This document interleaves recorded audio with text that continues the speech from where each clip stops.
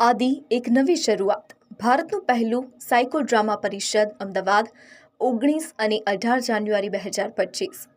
Psycho ડ્રામાના અદ્ભુત પ્રવાસના 100 વર્ષનો પ્રસ્તુત વિયેનાથી યુનાઇટેડ સ્ટેટ્સ સુધીના પ્રભાવશાળી પ્રવાસને ઉજવતા ભારત માનસિકતા આરોગ્યના ગંભીર સંકટનો સામનો કરી રહ્યું છે અને તેને દુનિયાની સુસાઇડ કેપિટલ તરીકે ઓળખવામાં આવે છે. દર વર્ષે 2.6 લાખ ભારતીયો આત્મહત્યા કરે છે. આ સંજોગોમાં આદિ એક નવી શરૂઆત ભારતનું પહેલું સાયકો ડ્રામા પરિષદ અમદાવાદમાં 18 અને 19 જાન્યુઆરી 2025ના રોજ યોજાનાર છે.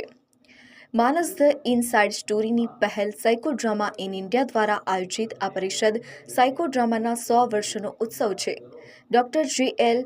મેરેનોએ શરૂ કરેલી આ પ્રભાવશાળી ગ્રુપ થેરાપી પદ્ધતિ વ્યક્તિગત સારવાર, આત્મજાગૃતિ અને સંબંધોના સુધારામાં મદદ કરે છે.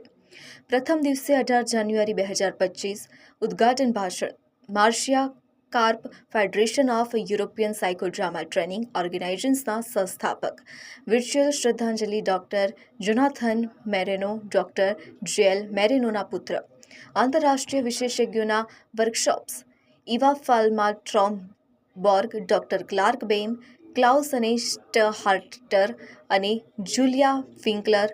નનનનો બીજો દિવસ 19 જાન્યુઆરી 2025 ભારતીય નેતાઓના workshop doctor T Srinath, Rashmi Datt, મેઘના લેડ, જયારત્નમ, મીનાક્ષી કિર્તાની અને સરિતા શાહ. અમદાવાદનું માનસિક આરોગ્ય સંકટ આંકડાઓમાં દર વર્ષે 2.6 લાખ આત્મહત્યા, દુનિયામાં સર્વોચ્ચ. દર 7માંથી એક યુવાન ભારતીય માનસિક આરોગ્યના પ્રશ્નનો સામનો કરે છે. મારું નામ મીનાક્ષી કિર્તની છે. હું સાયકોડ્રામા ઇન ઇન્ડિયા આ સંસ્થાની સ્થાપક છું. હું ગયા 21 વર્ષથી એક મનોચિકિત્સક છું, સાયકોથેરાપિસ્ટ. અને એક સાયકોથેરાપીનો એક પ્રકાર હોય છે જેને અમે સાયકોડ્રામા કહીએ છીએ. એમાં ઇનેક્ટમેન્ટ કે એક્ટિંગના પદ્ધતિથી, થિયેટ્રિકલ ડેમોન્સ્ટ્રેશનથી આપણા મનને આપણે સમજી શકીએ અને એનાથી મનની સારવાર કરી શકીએ એવી એ પદ્ધતિ છે. અને આ